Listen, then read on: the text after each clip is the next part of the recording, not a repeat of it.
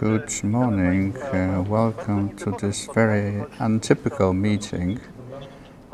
Although, on the other hand, this is quite typical in pandemic time that we meet in such a way via different communication devices. This meeting was to be held in a hybrid form, partly live and partly through the communicators. But pandemic situation keeps changing, so we'll be discussing the future of science festivals in this strange form. I would like to welcome all of you, and I would like to invite to ask questions via YouTube. There is a chat box where questions can be asked to the guests of this meeting. And now I would like the Professor Magnificence, Rector of the University of Silesia, to open the meeting officially. Hello to everyone. Good morning. How do you feel? I see you fine. I will be speaking Polish,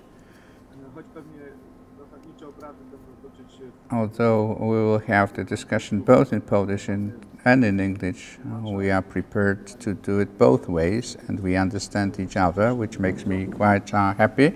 So I would like to welcome you cordially Dr. Anna Budzanowska, the Undersecretary of State in the Ministry of Science and Higher Education, who is quite a big supporter of festivals, ours included. So I would also say hello to everyone, and I pass the floor to the rector. Thank you.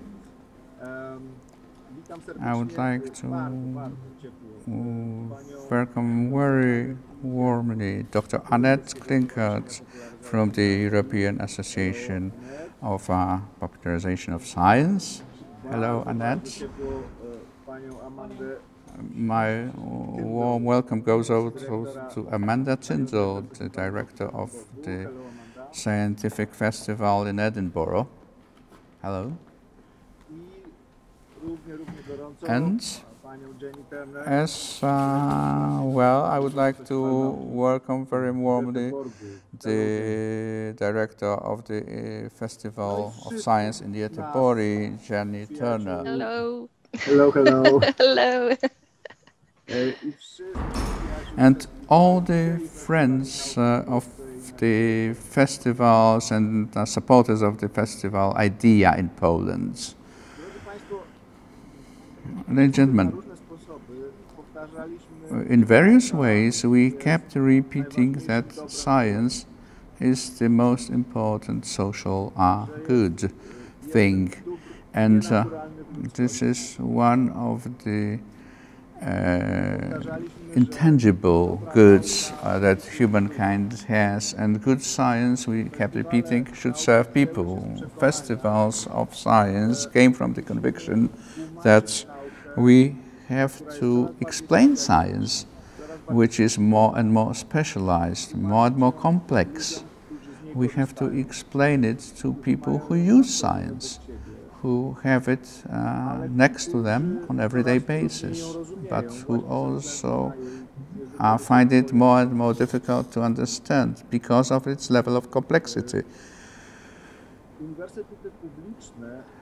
The public universities have a special mission, as this research we do is financed by the society, by taxation, via taxation. So we treat the mission of festivals as a sort of reporting or informing the society at large what we do using the public money, be it state money or European funds or private funds in the end. I think that no other scientific forum would be doing that as efficiently and as commonly as we do. taking so much effort in order to make science understandable, to also make people aware of the social value of research, scientific research. In a sense, all this has been interrupted by the epidemic. Never before science was mentioned so often during the epidemic, though. All the media, not only the media specializing in scientific topics, but also in the most popular oriented media. Today we are convinced worldwide that if we cope with the crisis, and we surely will cope with the crisis in the end, so this is going to happen via science, or thanks to science. And it's not only one discipline that is to be involved, the key discipline, which is biomedical science, which try to find a vaccine for the virus. We know that the epidemic brought about a lot of consequences that affect all the disciplines and all the spheres of life: social life, economy, social behavior patterns, communication, logistics, education as well. I could go on with this list, and I would name all the areas of human activity and human life. They all require providing some thoughts and providing new ways of conduct. So in this bad time, we surprisingly obtained extra support for the idea of festivals of science. What makes me optimistic and what makes me happy is the conviction of all of us that we do not ask the question whether to organize such festivals or not, but rather how to organize them. And this brought us together today in front of the computer screens, and brought us together and concerning the thoughts, how to share the experience we have had and the projects we have been developing, and which are to help us in further editions of the festivals to be executed. I'm really happy that over such a short time we developed a group of friends who visit each other's festivals, who share their events with each other, who exchange the people who can talk in an interesting way about science. And the first proof, tangible proof of this cooperation is the publication, which we managed to prepare, Science Communication New Reality, where we put all our first thoughts concerning the new reality concerning festivals in pandemic times.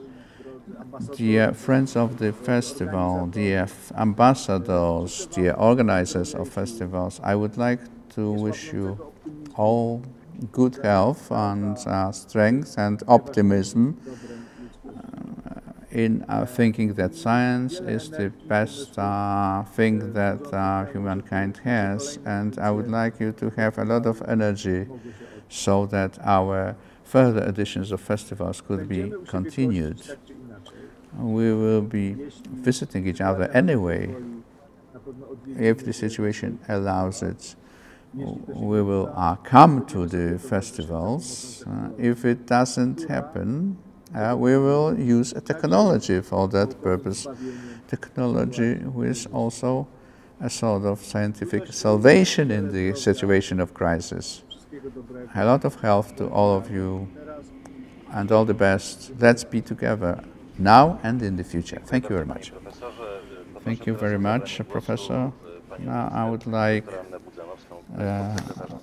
Minister Budzanowska, who is the Undersecretary of State in the Ministry of Science and Higher Education. Welcome to all of you. This is a great pleasure for me to be in this with you in this critical situation. Using telecommunication means those who know me know that I am after real contacts. Mr. Koziołek, director, mentioned very important elements.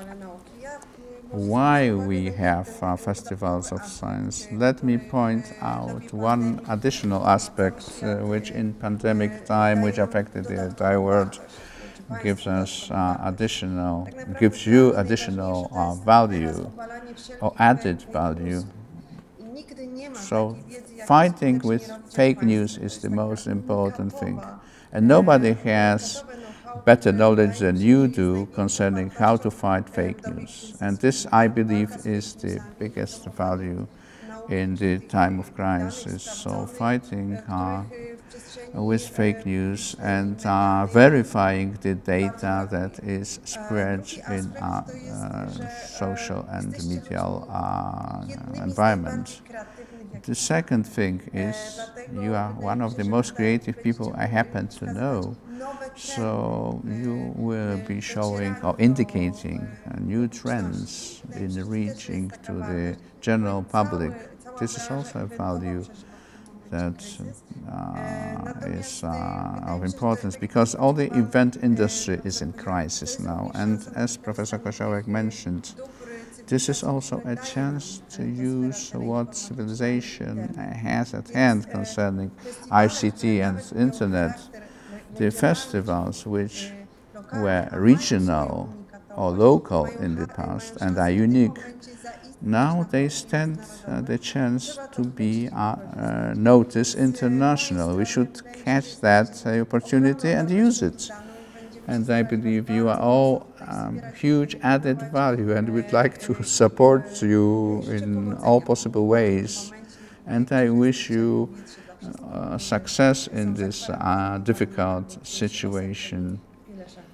And you are really a support for all those people who are in quarantine or who feel surrounded or anything like that. Thank you very much.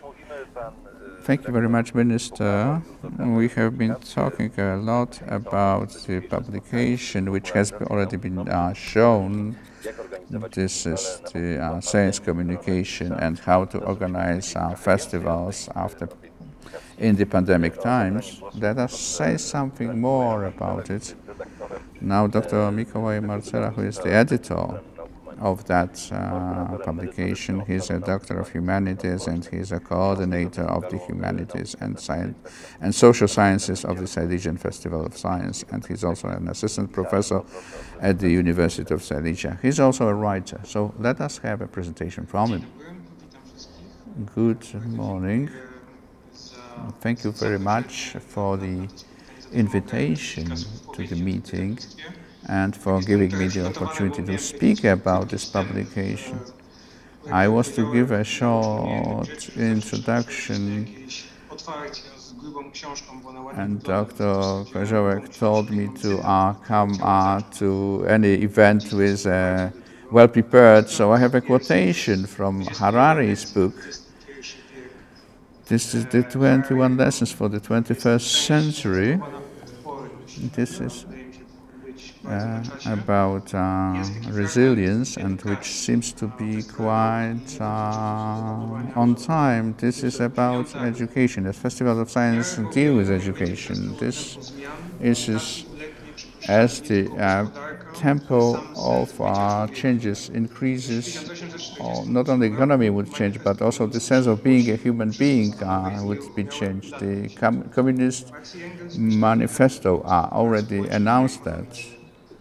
And that was about social and economic structure. Until 2048, the physical and cognitive structure will be somewhere in the gigabytes of data. So this is a good introduction to what we have discussed when designing this publication or preparing this publication. I have been given this proposal, and in the beginning of the pandemic, and I thought that would be only one possible topic: how to organize festivals of science in the new reality, which would limit contacts, direct contacts between people. And as Ms. Budzanowska also supports being in physical contact, being meeting face to face. That is why I was so happy to have classes to be conducted on Wednesdays. But today I have to get involved in e-learning, and it makes me sad because I like the conversations held in real conditions. What was important for us when we thought about this publication, how to go from the traditional form of meetings in reality and how to use the virtual possibilities of the possibility of the digital world, how to approach the use of urban space, for example.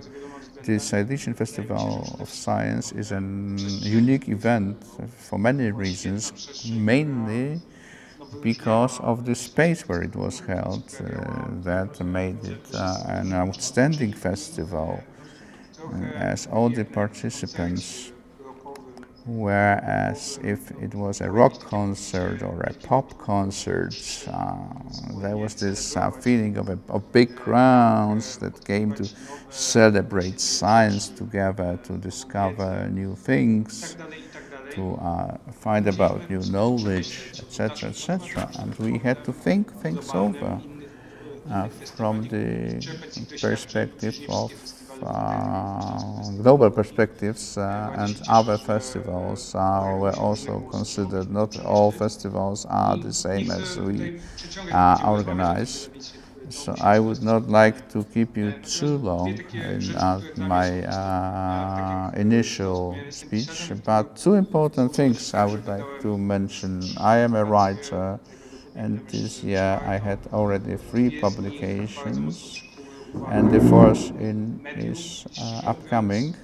Two of them were really interesting for the media, and we seem to be approaching contacts concerning media and promotion, as I have been trying to do some science communication. When I published my first book in January, it was foreseeable that I would come to the radio and to Warsaw and I would talk to journalists, etc. But since then we have to do everything remotely. This is quite comfortable for me. I don't have to travel, I don't have to waste time to travel around Poland. And it's also environmental friendly. I don't have to use energy to travel around. Using the internet, I can be more environmental friendly.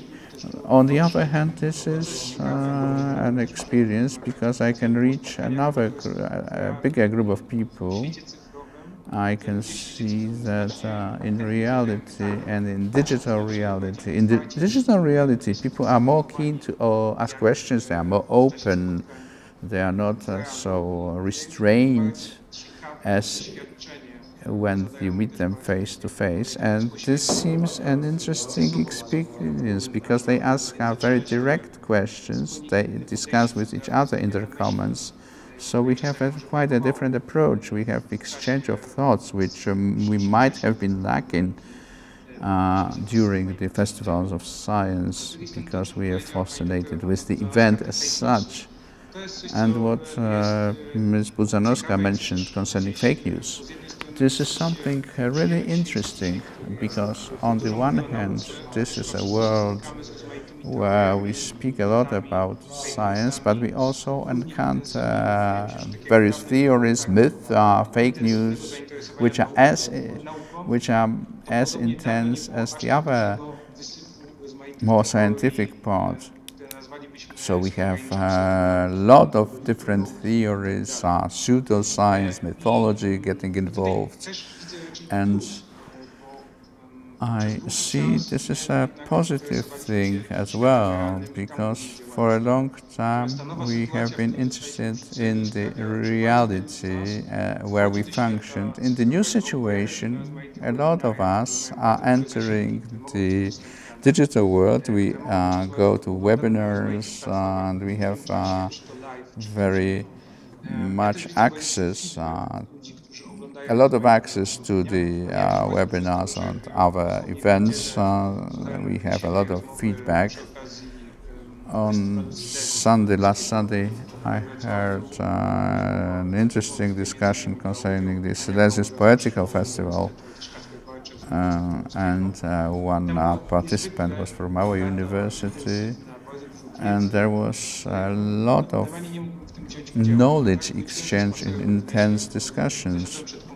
So when I came home, I sat in front of the computer, I listened, and I was preparing my dinner at the same time. So students also admit that they, for example, do some household work when they talk to us on the internet. This is an experience we can use, and this also happens concerning the use of virtual reality, virtual space, and moving festivals of science there. And we heard a lot about such things. So this is the added value of our publication, how to use urban space, how to design festivals of science in such a way as to be able to use the outer space more. As director said, I am really happy that when we think about organizing festivals of science, all the content of the book is optimistic and provide a lot of good ideas. We had a lot of things in common and a lot of interesting specific things that added to the entire picture. It's not like Harari says, perhaps, that we all will be in a cloud of data, but we are going to go more towards the virtuality, and the organizers of festivals of science can use it to their advantage, to have more people attracted to such events. Now it's high time to start discussion, to debate, which is the main part of the meeting, in fact. Director has already introduced our guests, foreign guests. We will also have Viktor Niedzicki, who is the ambassador of Silesian Festival of Science, participating in that discussion, and Dr. Arkadiusz Gorzalski, who is also the ambassador of our festival. And as I see, or I have seen his in CERN, in center near Geneva. So let us start the discussion. My first question will go to Amanda Tyndall from Sweden. As the Swedish model of combating the pandemic situation is discussed widely in all media, how are you going to adjust your festival in Edinburgh to that model? This is if I heard correctly, the question was how are we going to adapt our science festivals, correct? Yeah. Yeah. So the Edinburgh Science Festival runs every April, and we cancelled this year's live festival only 2 weeks out from the live dates. And we made a decision to try and get some content online. So we searched our own archives. We reached out to our partners, our funders, everyone from the universities, major cultural institutions, and asked them whether we could basically put their content online as part of an Elements of EdSciFest online portal. The big decision that we've made has been to move the date of our festival to late June. So we're moving from April to late June, largely because whilst we appreciate the value of online content, we are deliverers of live event experiences, and we want to try and minimize the risk of disruption to getting back to the live and getting back to what we're good at. So we're moving the date. We'll now run across the first 2 weeks of the Scottish summer holidays. We're also not going to do the things that we feel are most at potential risk from further COVID disruption. So we're not doing things that put large densities and high numbers of people into close contact. Those of you that have been to Edinburgh will know that ordinarily we have a few core hub venues and then quite a wide citywide presence. We work with over 30 venues across the city, but a lot of that activity is condensed into 2 major venues. One, the City Arts Centre, which houses our family content, and the second, the Pleasance, which is often used as a venue for the Edinburgh Fringe Festival and has been home to most of our adult focused content. And we won't be doing either of those next year. Instead, we're looking at a much more dispersed model of festival delivery. So we're looking at which of our workshops are most amenable to being COVID-proofed in some way. So how can we ensure sufficient health and safety turnaround times on some of our individual workshops? And can we house them in partner venues as individual workshops that would be ticketed as sole events, as opposed to buying a day ticket for one of our big venues? We're interested in how we can get science out and about more around the city. Like I say, we've always done elements of that, but we are interested in walks and tours and trails, outdoor exhibitions, outdoor installations, really all sorts of things that would enable people to attend as long as they can get out of their house. So that's the main focus of our live event planning. We are also going to maintain an online presence. We've wanted for some time to have an online element to our festival to increase the reach and lifespan and the impact of our events that take place as a one-off in space and place. There will be an online aspect, but we feel that we have to up the quality of that quite substantially. We got away with a lot, putting things up 2 weeks into lockdown. But I think that audience expectations have increased dramatically. And some of the things we got away with just wouldn't wash anymore. So we are looking at how we can work with broadcast studio facilities and really kind of up the ante on that online content. But I think more importantly for us as live event organizers, we're interested in digital hybrid experiences. So we're interested in kits and merchandise that can be sent out to audience members to make along at home. We're interested in taking some of our adult content, the likes of our food and drink program, turning them into a masterclass program that, again, people can do at home on their own if restrictions are such that that's all they can do, or that they could be encouraged to bring together a group of friends or family in their home environment. But I think really the key message from Edinburgh is that whilst there will continue to be an online aspect, we're desperate to get back into the business of live events. And that's where we'll be putting our efforts and attentions over the next 8 to 9 months as we plan for, as I say, a delivery now in late June, early July. I mentioned the Swedish model, as Sweden has been going over the pandemic time in a different way than other countries. Is the festival in Göteborg going to be less restrictive concerning the COVID precautions, or are we going to switch online as much as possible? Yes, in Sweden we've had a different approach to the pandemic, but it's been a lot is on us as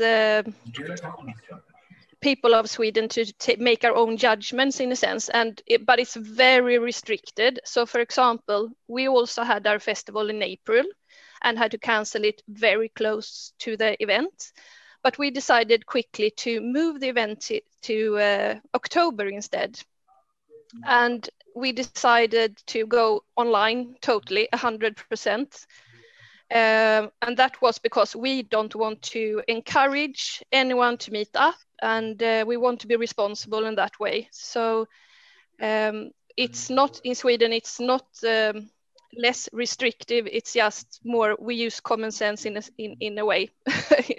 But also we're not allowed to meet up more than 50 people for an event, for example. But even though we decided to not do anything, any meetings physical, because we felt it was not, that we shouldn't encourage that, because there was so much insecurity about what was going to happen this autumn. And well, I'm glad that we did. But we have, sorry? Yes, please continue. No, but we're having our festival again in April. So now that we've had the online festival, we're getting out of that mode and thinking, you know, what are we going to do now? Because we thought that, of course, we're going to do a hybrid festival in April. We will meet up again, but we will still use this opportunity of the digital movement. But now we're not sure anymore. And when I hear Amanda talking about you know, moving their festival in Edinburgh to later on, in this very moment I'm thinking, you know, where should we put our resources? Either we do another online event and do that better, get better and use our resources on that, or maybe we should discuss a move for the Science Festival in Gothenburg as well. But I really don't want to, because it gets a bit, we've already moved it back and forth a little bit. Thank you very much. Now I would like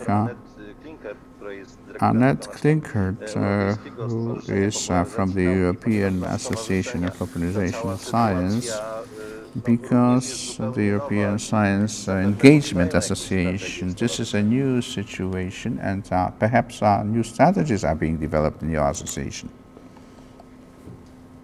Yes, thank you.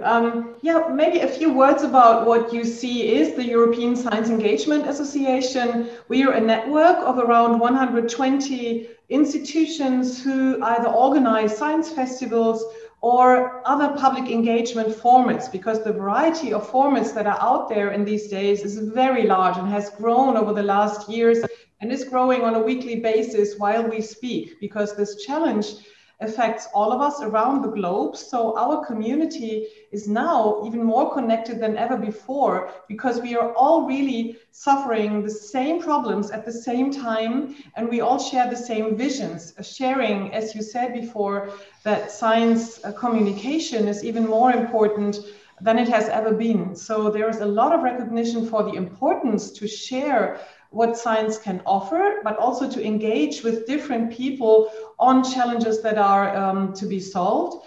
At the same time, there is this moment of insecurity of what the hell is going on in this world, and when will this ever end, and how can we cope in a practical sense.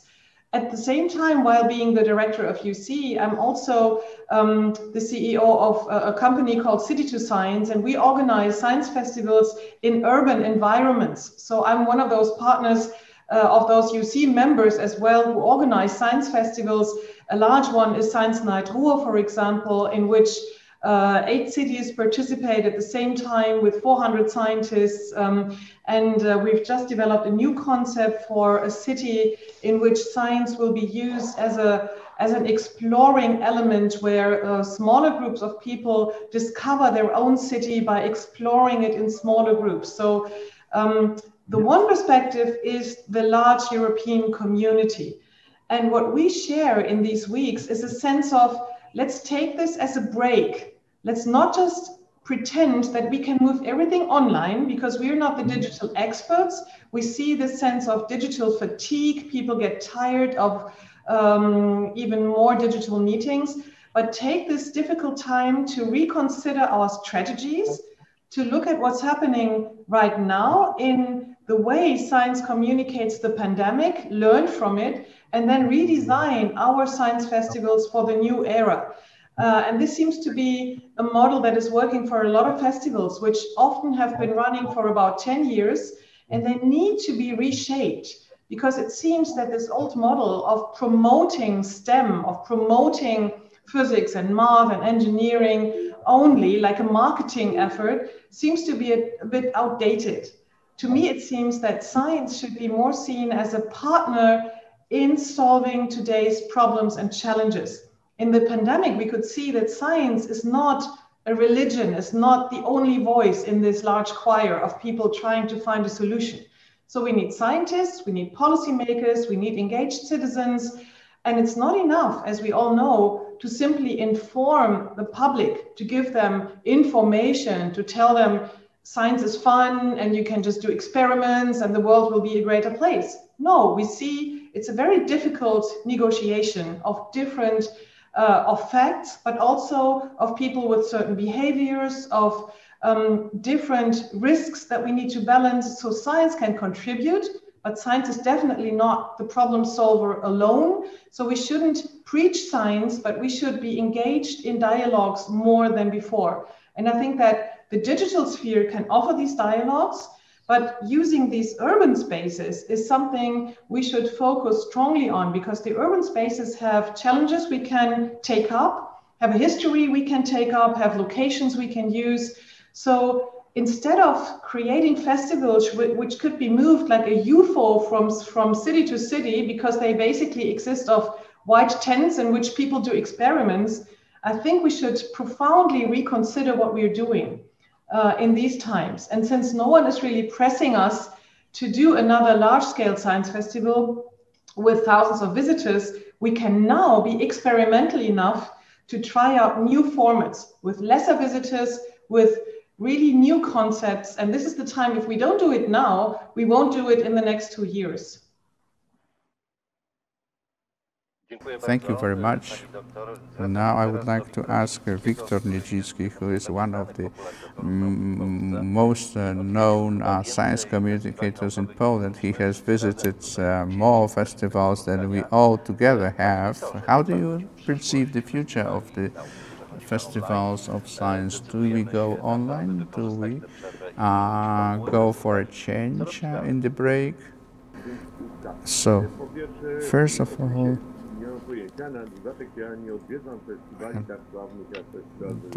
don't visit famous festivals as that in Edinburgh or in Göteborg. But I often go to smaller festivals. Yes, we will need a change in a few directions. All the possibilities of using the lectures and online presentations are great, on condition that the recipients will be more active. So if we present something to students and they are to be involved in a certain activity in the meantime, and they also have to be seen, they have to have the video on, their activity would, and involvement would increase. So this is a sort of almost face-to-face contact, because we want such contacts, as we are social animals as human beings. And one of the punishments was isolation, if we look into history. So we cannot punish all the society by isolating them. So we have to do something about it. We'll be working on more active forms that force our recipients to do something, to be creative, so they could experience something together with us. So this is what we had at the festival as a Stop Science event. That can be also done in virtual form, on condition that our guests or those visitors will have a direct interaction with the person who is there at the event.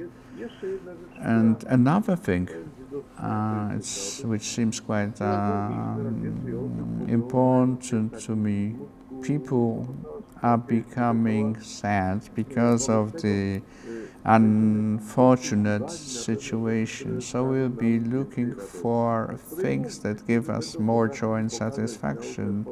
So people who can show our science in a more comical, satirical, fun-oriented way would have a great career, because we need this pinch of optimism, and we need something that would detract us from the thinking about threats only. Another thing is those who participated in the Katowice festival always had the opportunity to touch things, to discuss things directly. They can feel they could have the sensual experience, smelling something, touching, seeing. But we can also, in the new form, prepare some sort of leaflets or brochures where the participants of the festival can obtain such materials at schools or in other locations, and then using the material that they have, they would be more involved. So this is going to replace the face-to-face participation. They would feel they have the same at their disposal as their colleagues have, and the one chairing the event has. And another thing is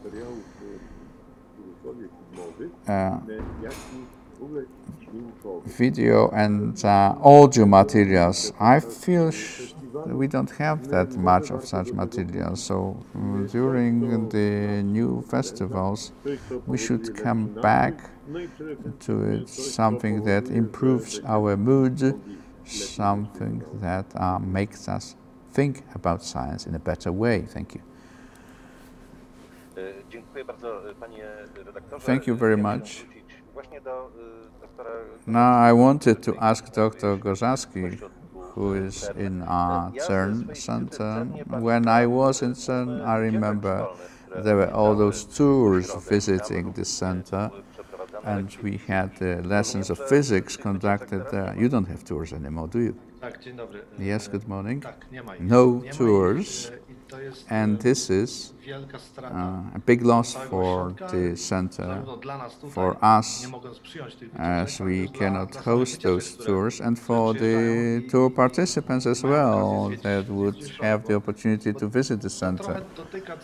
This is about the entire sphere that Dr. Niedzicki mentioned. The content of any scientific information also has to go hand in hand with perception, with touching science, smelling science, or seeing science in your own eyes, an experiment held in physical space. And this is something that makes young people, other people interested or even not interested, but visiting a scientific center, somehow would understand what it is, and they would remember. I talked to many people who, when entering CERN, they would say, we're not physicists, we are not interested in exact sciences, but when they face this enormous piece of equipment, when they've this is a piece of equipment that moves science forward a few dozen years, then they understood science is not that bad. We can really connect everything and remember things. And years later, when I met them again, they remembered something that they saw in the center of CERN. And then they understood this is part of the world of science, and that stimulated some further discussions concerning science. And they said in the beginning, well, we're not that keen on science. So this is an important aspect. This should be treated equally important as the merits of science. We have to, of course, formulate in an interesting way the aspects of science we would like to communicate to the world. But this has to be supported with some tangible aspects. So in the world of science festivals, not only to me, but I believe everybody who had that experience was fascinated by it. So when you come to a bazaar of the festival attractions, you could quickly change the opinion about what you think about science. So you could feel like joining another team. So this is what is happening in CERN when we don't have those tours, when people cannot visit the center. Now, in a very limited way, we allowed it. This was a shock for everyone, and this had to be restored in one form or another. We have a lot of people who think about a sensible formula that would bring the content and the perception together. Thank you. And to those who view it on YouTube, I would like to remind you there is a chat box on YouTube, and you can ask questions. Now, a general question that I would like to ask, and I would like to ask you for providing answers. So we are switching to online activity because this seems to be the only or the fastest form of reaching the audience. Perhaps festivals of science going online, and for reasons that we all know of, they have to give up experiments. So they may be in competition with pseudoscience, as Professor Karaszałek mentioned. So whether we want it or not, we have to compete with various strange theories concerning the spread of COVID, which seem to be more attractive for many people, more colorful, and something that would be something that they would like to focus on more. This is a general question again. Dr. Marcela is willing to say something. This is a difficult issue. Science is about a story. As a person involved in literature who teaches literature and science communication, I also have this course on science communication where we think about how to write about science to make it more accessible. We also have to think. This is what festivals of science are for, but the new situation can push us more forward in that direction. How to change the narration, how to tell this story, how to present the scientific achievements so that science is attractive. This is the manner of narrating things. And we are used to a certain traditional storytelling about nature, about science, sorry.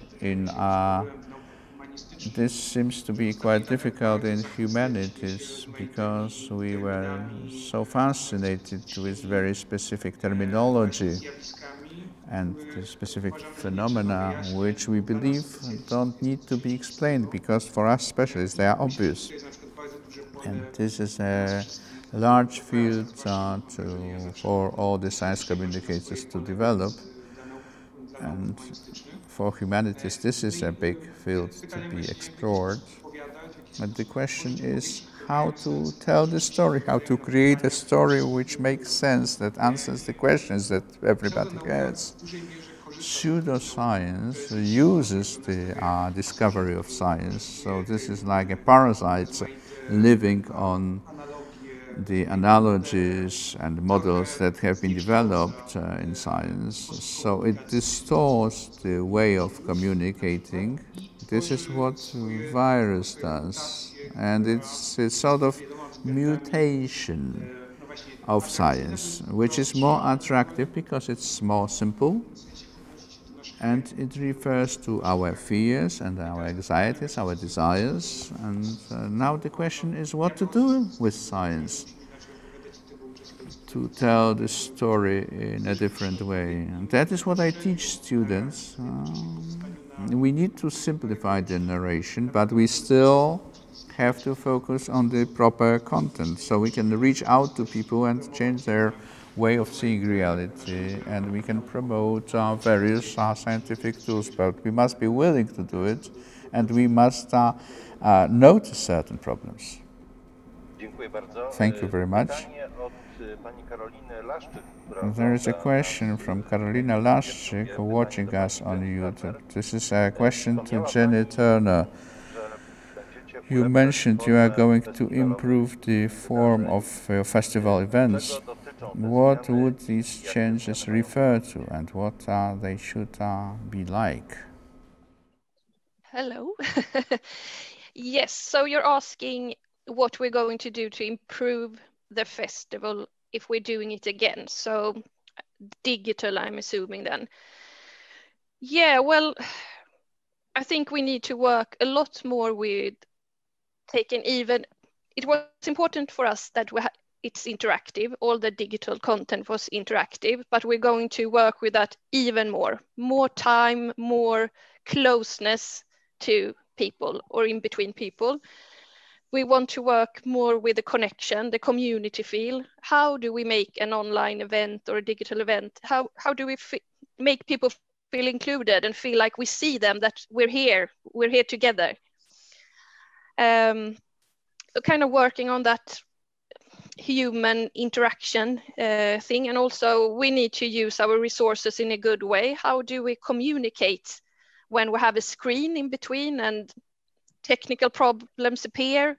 I think we and all the participants in the festival need to work on how to get through the screen kind of thing. But I think interaction and that is easy to use, easy to connect with us. That's important.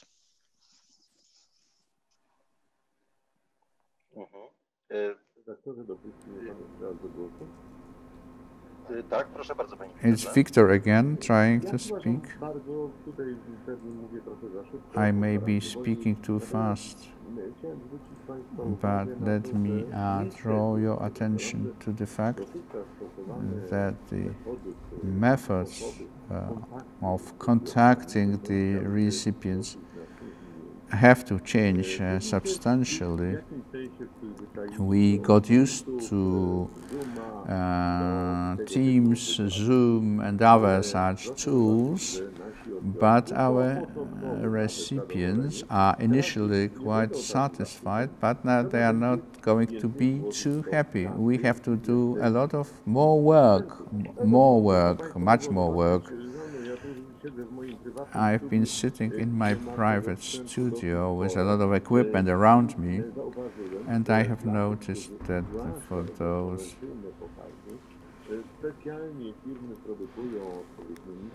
who organize these such events on commercial basis, they have specific mixing equipment, equipment that allow them to show the films and presentations.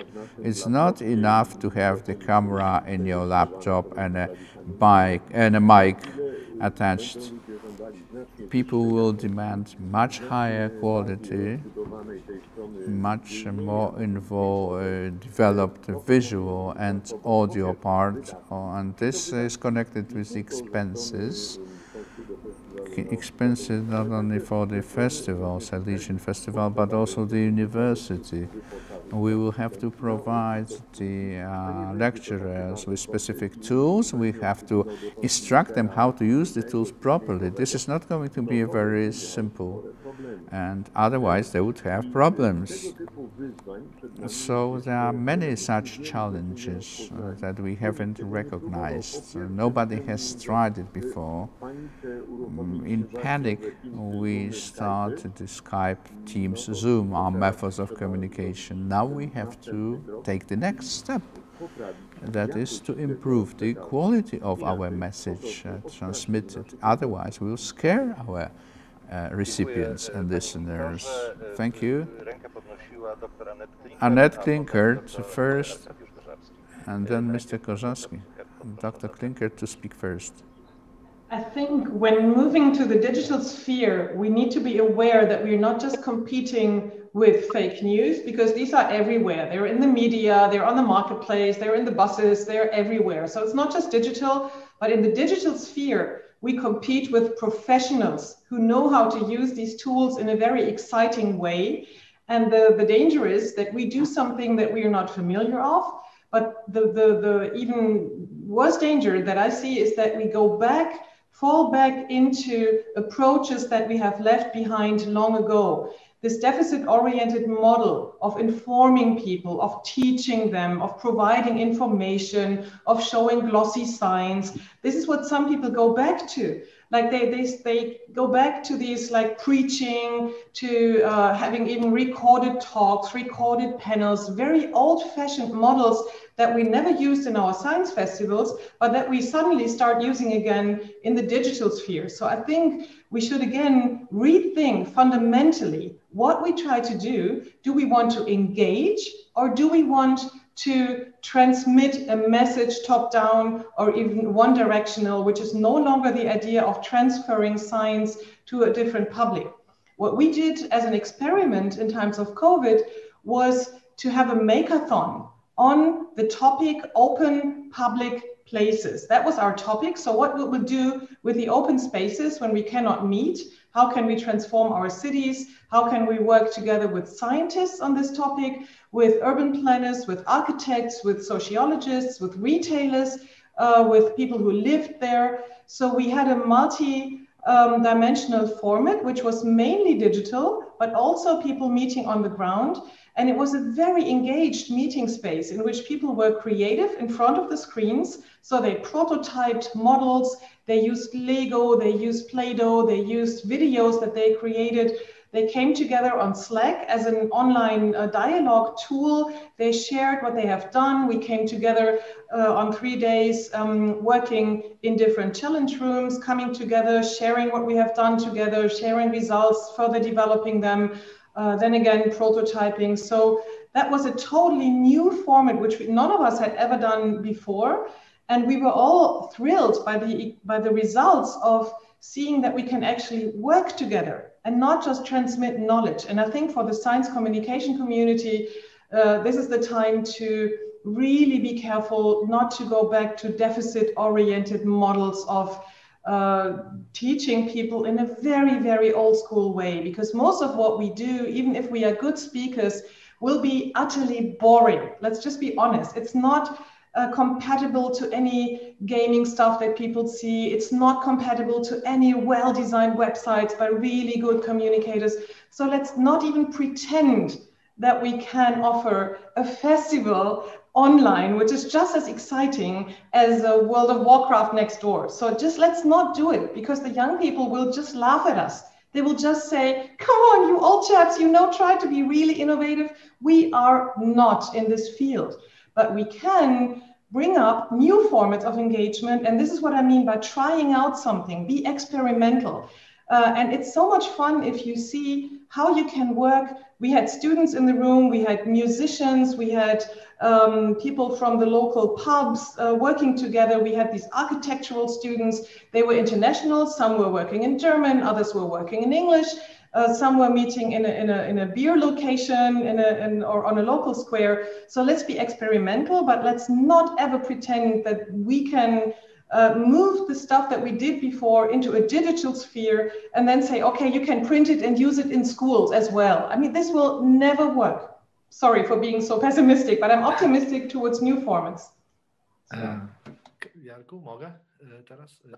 Dziękuję. If I may, I wanted to stay on the same topic that Victor raised, and it was continued by Annette. Coming from the world of science, online meetings were never alien to me. We have practiced that even before it became fashionable or trendy. Now this issue is that further webinars or meeting or presentations, even if they are very sensible, they become boring to the audiences. How are we to maintain the involvement of somebody who just came in for a second? So we have to consider the new methods, as Annette mentioned, and definitely the sphere of perception, we should add to that the involvement, the engagement, the keeping the recipient focused on the topic that we are talking about. If we talk about the scientific collaboration, 70% people are doing something else because they are not directly involved. If we maintain the focus at a specific level, critical level, which is required, so the user takes some action, and this is the first step to success. This happened at other festivals. Some festivals introduced some gaming elements, like looking for something for children. That shows that we have this need to be for involvement, visiting stands. Now we have to extend it to the adult audience. People that play Warcraft, for example, they are focused on a specific purpose, to look for something. Why should not a festival of science suggest something for the adult audiences?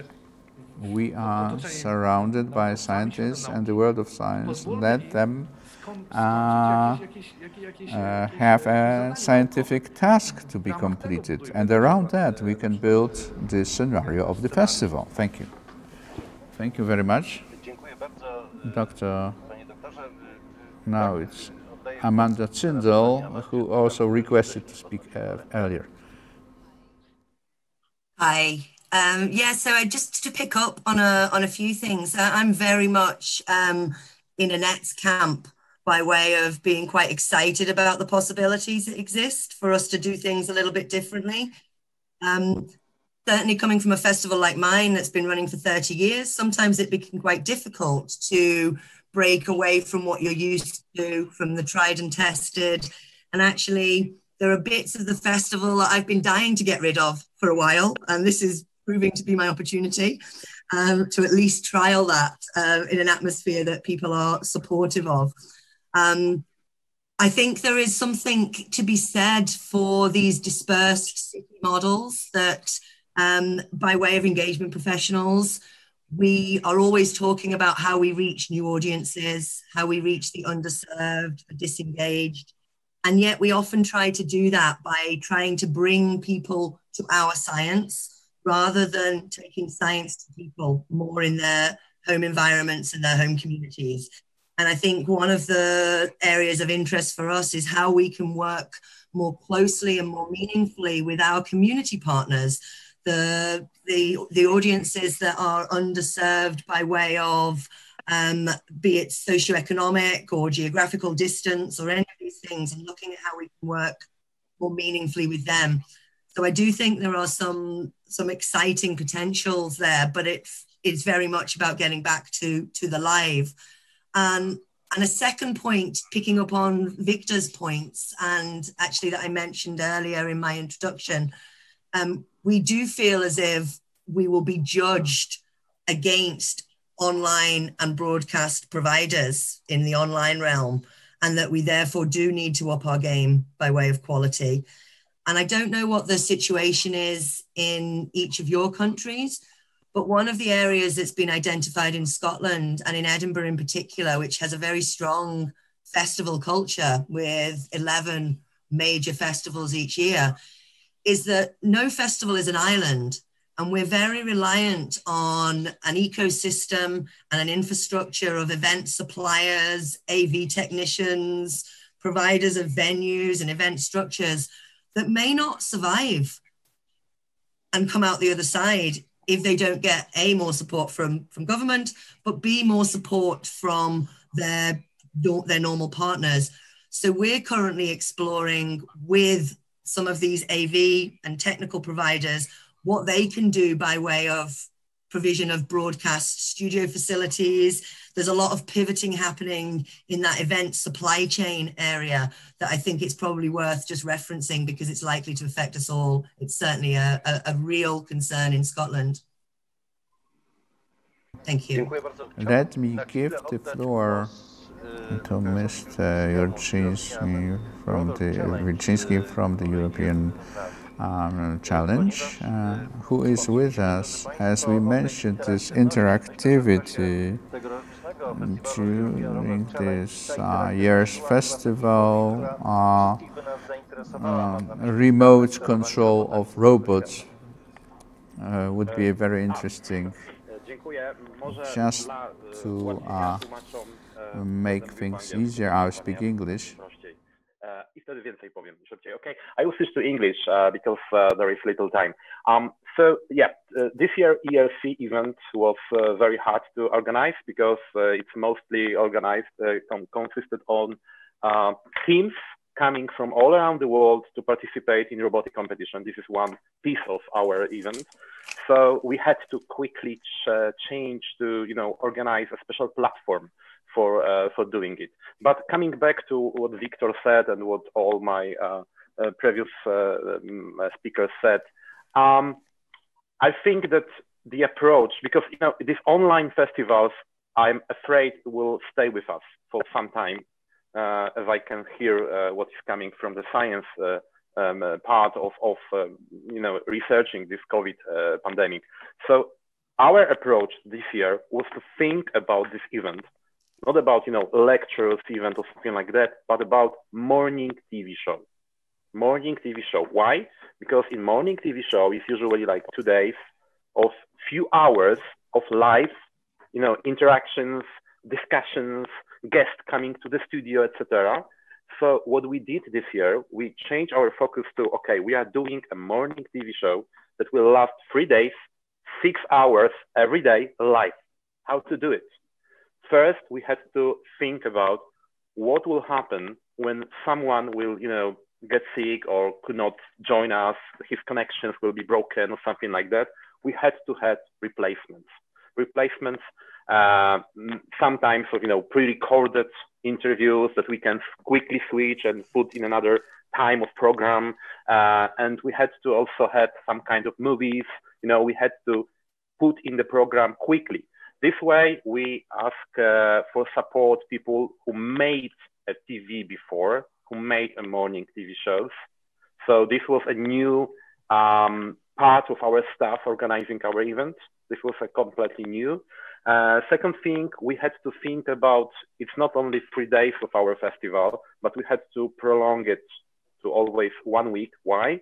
Because after the festival, if it was ended, we still had been organizing workshops for small groups of people. We couldn't put these workshops during these 3 days. So from 3 days, it happened to be 1 week actually of all activities. This was a main challenge for us because, we were prepared, when we were preparing for the festival, we were preparing for 3 days of event. And now it's 1 week actually. So this is the major challenge. And of course, something you have to also find out in your areas, you have these event sub-suppliers. As I think Amanda told before, there is a big problem because, all this switching to online is hitting this branch very hard, right? But ask them, because some of them are switching also their business models to provide many online activities. And this way you can also save these businesses. First, ask them, because we are changing the model. So let's change it with our trusted sub-suppliers, because then we will start together as a one family. And we did it this year. We just added additional people, but not resigned from anyone before that was working with us in the previous years. So, and of course, we had interactive workshops. Next year, we are preparing for sending actually people, pre-sending them before the festival, some robotics parts, so they can build with us models, etc., etc. But we are very specific because we are pure STEM festival. So I can only speak for STEM activities here. Thank you. I will try to be short. Thank you very much for the quick input. A question from Damian, watching us on YouTube. Ladies and gentlemen, my question is whether we have a real chance to have a science festival in a contact including form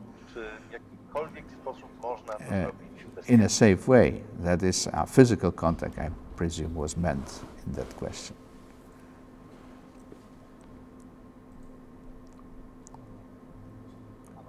Amanda is raising her hand. So thank you for the question. I think, like I've said earlier, we are trying to get back into the business of live. So we've been concentrating hard on what we do think is safe. So one example was, under normal circumstances, we would have maybe 30 workshops in one building. People would buy a day pass. They would attend all of those events, but there would be maybe 1,500 people in the building at the same time. We don't think that is safe. But we do think that some of the individual workshops, if we allow 2 sets of kit, we allow time to turn around and cleanse items in betweens, we keep numbers low, then under current restrictions for young people, they would work. So I do think that's one way of taking existing content. Obviously, a lot of the things that have been talked about around hybrid models, sending kits and merchandise out to audience members, they are all safe models. But I think one of the interesting questions is whether our audiences think things are safe. So we talk a lot about following the science, and that is happening to a greater or lesser extent in some countries. I don't think the UK is doing brilliantly, shall we say. But I think that regardless of what happens from a vaccine and a treatment and a wider world circumstance perspective, one of the interesting questions for us is, how do audience confidence, attitudes, and behaviors lag behind that? And how do we ensure our audiences that things are safe? And how do we manage to plan for that insecurity, particularly in a festival like Edinburgh, where we're quite reliant on ticket revenue? We have a lot of free content, but we also have a lot of ticketed content. So we are reliant on money coming in for activities, and that obviously requires our audience. That's a quite thorny question that we haven't really got to full grips with yet. I can see Annette Klinkert raising her hand. Yeah, I agree with Amanda.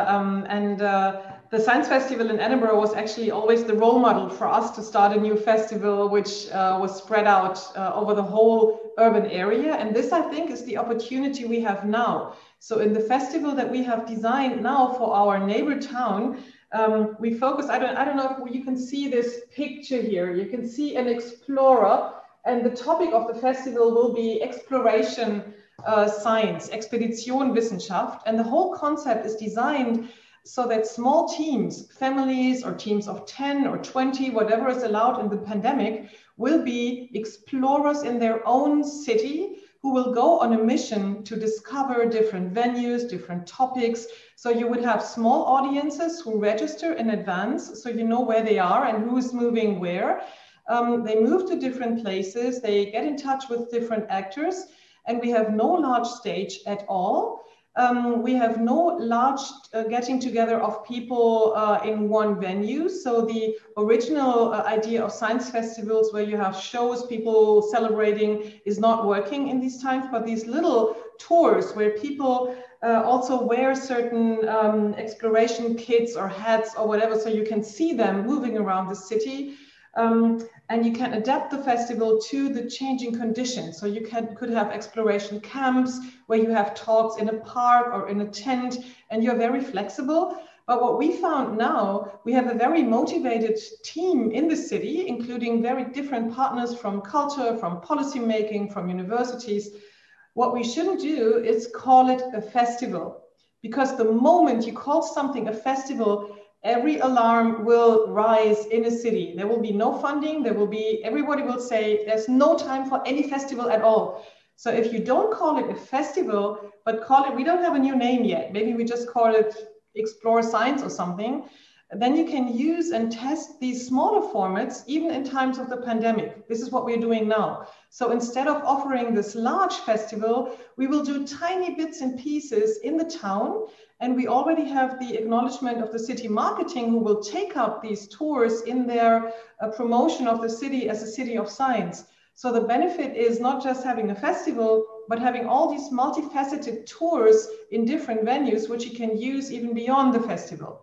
It's very difficult to get the budget for this because in the end, what we want to do is this get together of thousands of people. But in between, we can test these formats as something really new, also involving different topics like humanities, history. It's a medieval town. We have writing, poetry, churches as venues, but also robotics and IT. So you can use these flexible formats also to include different disciplines, which I think, again, is much needed in these times, because innovation is not just technical, and innovation is not just based on STEM, but needs social innovation to complement it, which we also saw in the pandemic.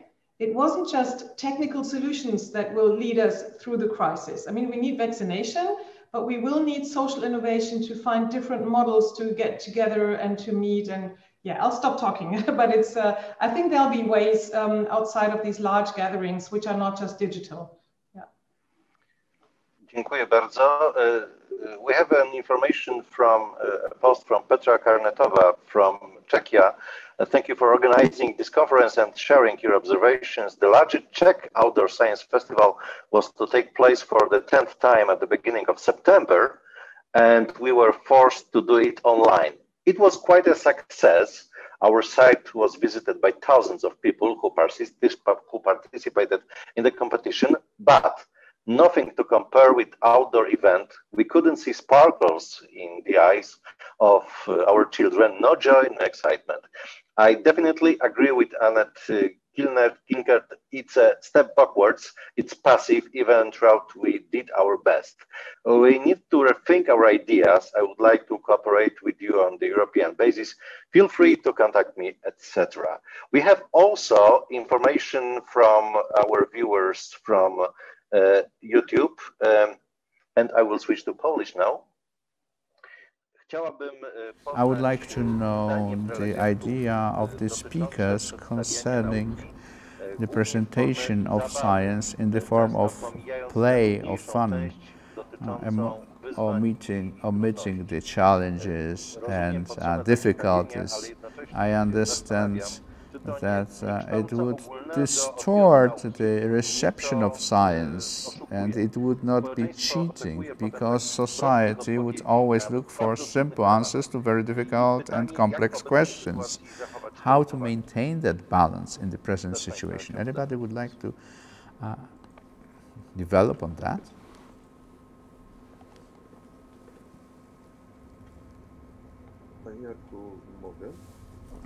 May I? It's Victor. Generally speaking, that issue has been recognized for some 500 or even 800 years. It's either a strict lecture or a sort of science communication lecture that should be simpler. Whether it's going to be more or less entertaining, well, it doesn't have to. it may be interesting for somebody who will learn it later. When Copernicus wrote his work, he said at one point he would mention the sunrise and sunset in order for people to understand, because he sort of knew that his revolution has to be explained in a proper way.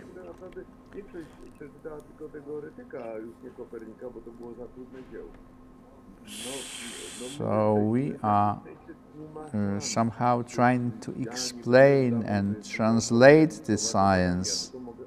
I am not a scientist. I can just tell the story of what the scientists provided to me. And this is what it is all about. Yes, it's always simplification, but to say it exactly, well, we need university lectures for that purpose. So it seems to me that we should not be over-anxious about it. To children 9 or 10 years old, we can have a short and simpler presentation, and more difficult things can come later once they got interested in science. If we do it in a sort of funny way, I remember many years ago I saw the circus of physicists. This was good fun. It was not falsifying science. They just showed that you can have a laugh, you can have good fun as well. Feynman also used this sort of form, a Nobel Prize winner. And we have a lot of science communicators that can do it that way, and it doesn't make science suffer. It's more difficult for those, in case of people who try to tell you that the Earth is flat or oversimplified the 5G network story. Thank you very much. Anybody would like to refer to that? If yes, please raise your hand. Dr. Marcela, I see. Let me say that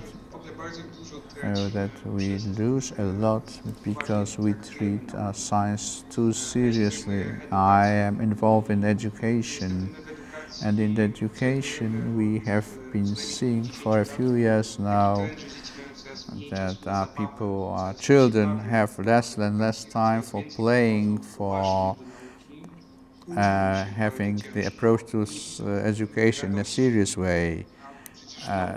They treat education in a serious way, and science is not in contradiction with playing. So learning can also be done in a playful way.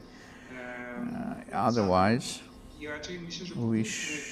I believe we should be going towards the use of gamification. And that is what was already touched upon. We have very efficient, well-developed methods of using the mechanics of games for education purposes, for communication of science. And this is nothing that would be against science. This can really engage people more, and it can be the confidence of people who participate in gamification processes. Because quite often science makes you feel shy. When you introduce gamification, people, when they play Warcraft, they enter to be part of a bigger story, which is interesting for them.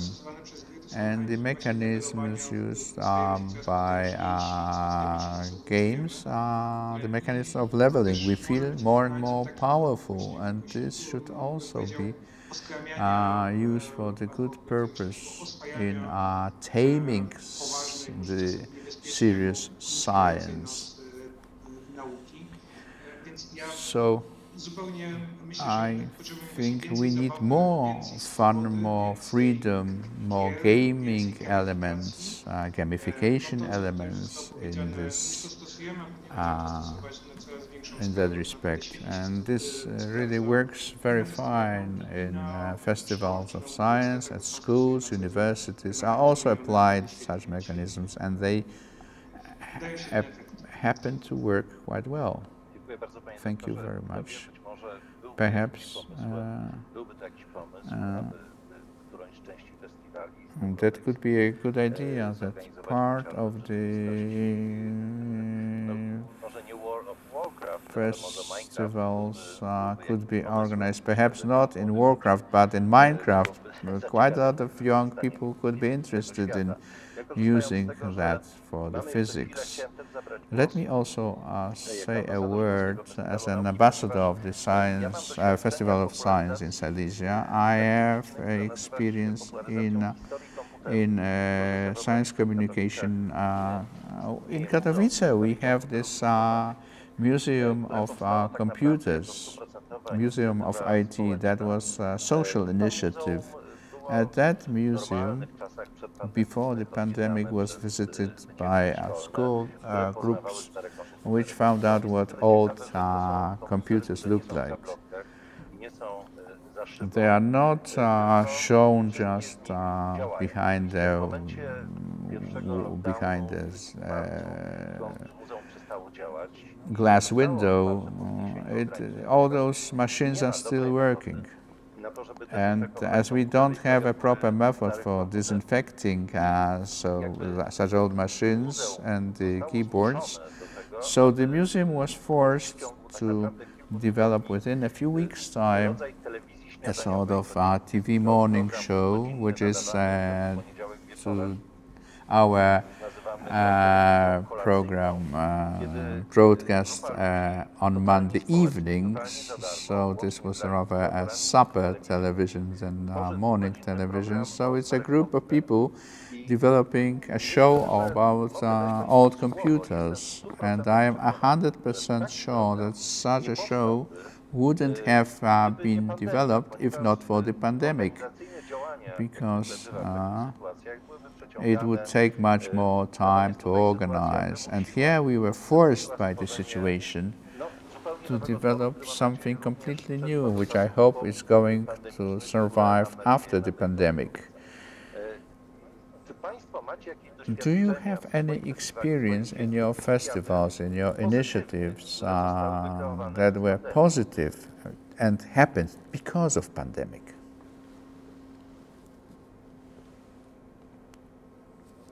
Yes, please.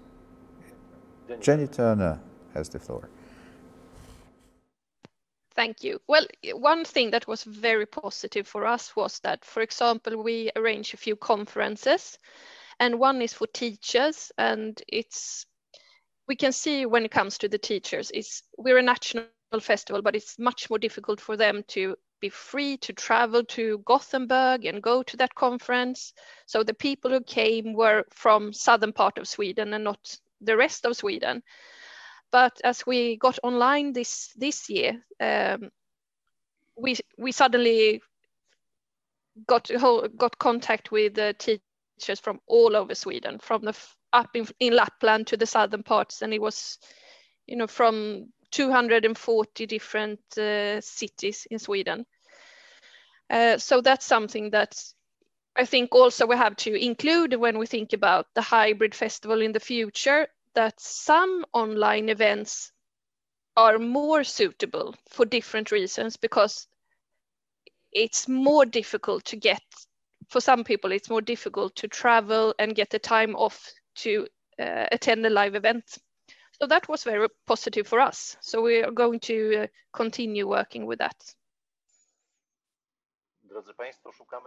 We are looking for positive input concerning the influence of pandemic upon our festivals of science. Anybody else who would like to speak on that?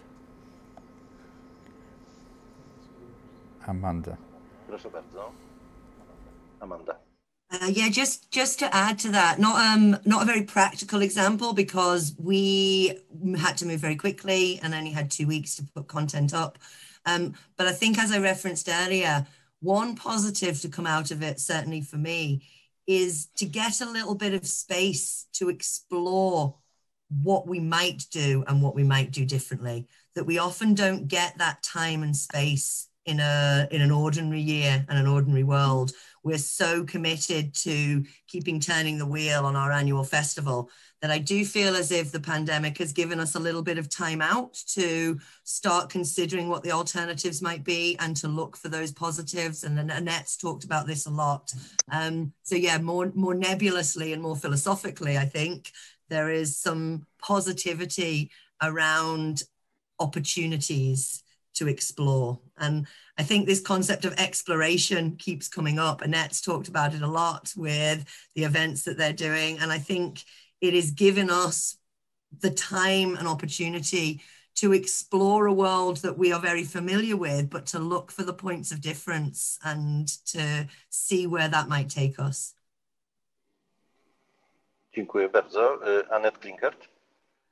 If I add up to this, we learned two things. One was what you referred to earlier, this maker movement, which we are really interested in for many years now. I think they show us how we can integrate fun exploratory formats, which are both digital and physical at the same time.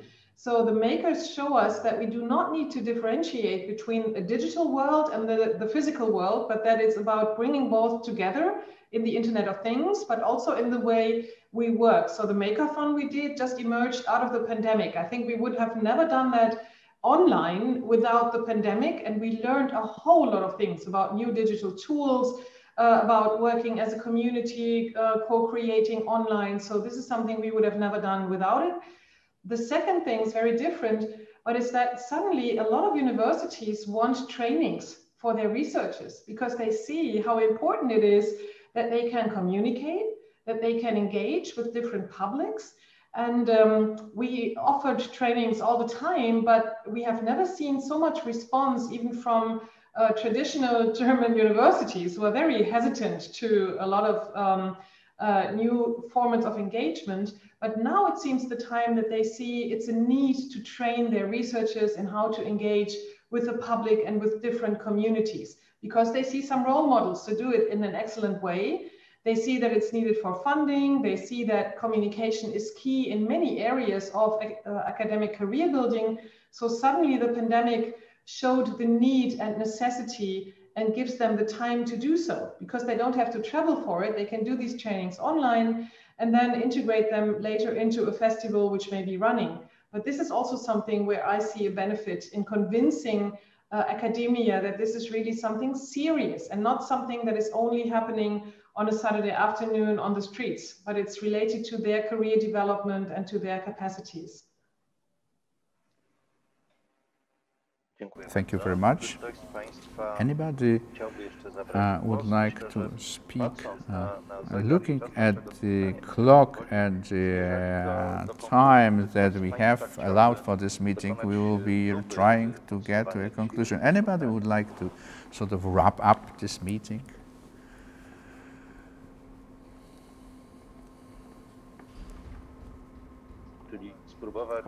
Or that is to try to provide a brief answer concerning the future ahead of lying ahead for the festivals of science.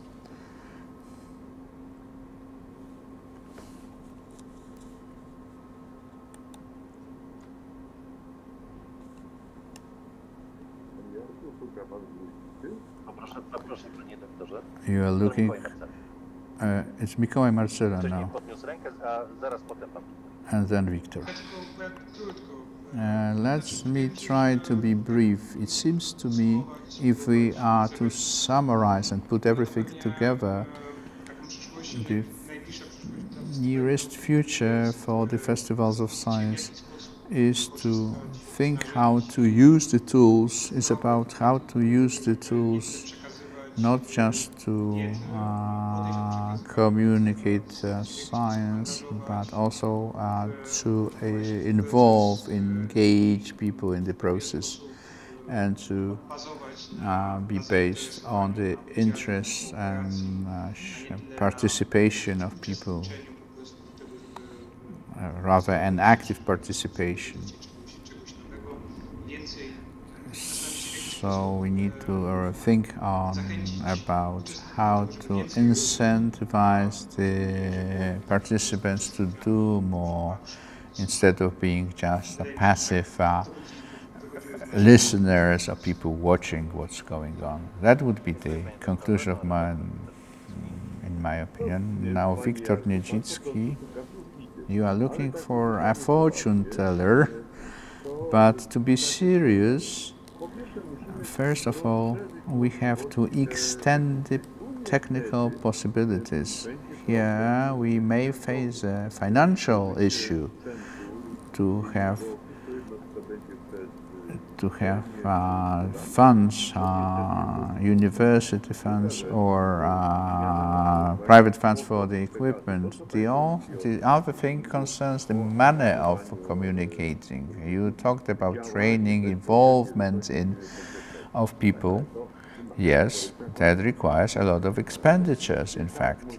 Yeah, we can be based on volunteers, we can be based on people with goodwill, but this is going nowhere, in fact. This is going to take more and more time to prepare an interesting presentation that would involve people, that would force them to take certain action. It would require a lot of hard work. Those who teach online know it takes, it's more time consuming than teaching in the traditional way at the university. So in such tasks would require funds as well. If we don't find funds, the most creative people, the most apt people would go somewhere else to find employment. So this is not concerning the festival, but rather the Ministry of Science that should provide specific funds. Another thing, the materials, the kits that could support the message that you get over the computer screen. It's not just about a brochure or a leaflet or anything like that. We can imagine some sort of do-it-yourself kits, some kits for experiments. They don't have to be very expensive. They could be just sticks, a piece of glue, and stuff like that, that would allow people to do something complex. I can imagine that some faculties of the Silesian University of Silesia can prepare gadgets, merchandising, something connected with metals, the shape memory of metals. So metals change their shape, their length, depending on temperature. That is fascinating. That could make people think and learn and look for information. I can imagine other faculties can prepare also such a sort of promotion gadgets for teaching science, like liquid crystals or some other solutions which could be provided to the audience using small funds. Concerning how the festivals are going to change, we may reach not 6,000 but 600 or even 6 million people. So let's look at it that way. Thank you very much, Viktor Niedzicki. Anybody else who would like to add something in the form of summary of our discussion? My idea, my thought is also something that makes me a bit anxious, because what's happening in the event industry, we all use their equipment and their services. I have hope that after the pandemic we will have somebody to cooperate with. They will still stay on the market, the people supporting events. And yes, please, Annette Klinker is going to speak, yes? I think while we still focus on the festival idea, we should again maybe reconsider using what we learned from conducting festivals and implementing it into our local and regional innovation ecosystems. So instead of focusing everything on these large scale events, which are either digital or physical, we can start thinking about, let's say, local maker spaces where people meet to engage, to co-produce, to experiment, to talk and learn. They used to be called houses of science, for example, but we may find other titles for these maybe new innovation spaces. We should also think about new alliances with the local partners that are around our institutions, so that we do not just focus on promoting science and advertising it, but to be beneficial to the partners who are decision makers in our community. So to show science has to offer something in solving a pandemic, but also in solving climate change, addressing the sustainable development goals. So to become more serious about connecting what science can offer to what people's needs are. Because we sometimes promote STEM without even asking who's needing that. We are fulfilling career expectations of companies. I'm exaggerating a bit, but we are not looking what are the local challenges that we need to address together. And the pandemic has shown that there are multiple local challenges, ranging from mobility concepts, from what do the urban places look like, how do we solve health issues, and we can transfer that to climate change, to demographic change, to mobility questions, and then try to find answers together. And use what we learned in the science festival sphere. So we can engage, we can organize, we can motivate, we can create experiments, but make it a bit more serious and link it to local challenges. Then we are no longer like hunting events or trying to attract thousands of visitors at the same time, but we can create sustainable and long-term connections which are valuable for the communities in which we live, and where scientists can then really learn how to bring in their knowledge into a living lab of a city, instead of just saying, okay, this is a Saturday afternoon, I'll give you an experiment, have fun with it, and then go away for the rest of the year. But we can create long-term relationships. And the pandemic gives us the time, since we don't have to rush towards the next festival, we should use the time to create these new alliances and think about these new challenge-driven innovations. Jennifer Turner, you raise your hand. So yes, thank you. No, I was just thinking that in these times of uncertainty, I feel that we don't know what to do really. We're exploring still, but we need to be resilient and we need to be present, because we don't know how long this will last.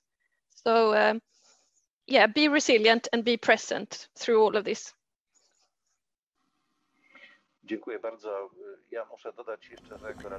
As a radio man, I like to listen to different podcasts, and I have been listening to TEDx talks. They are also available online, and I miss the reaction of the audience when something funny is said, and the applause at the end. And this is something that we all miss as organizers of science festivals or science events. Ladies and gentlemen, if we have exhausted the time and the I would like to thank all the speakers and the participants in this meeting, and thank you very much for the time that you have spent. And in the comments on YouTube, I can see that we have met quite a friendly reception. So thank you very much.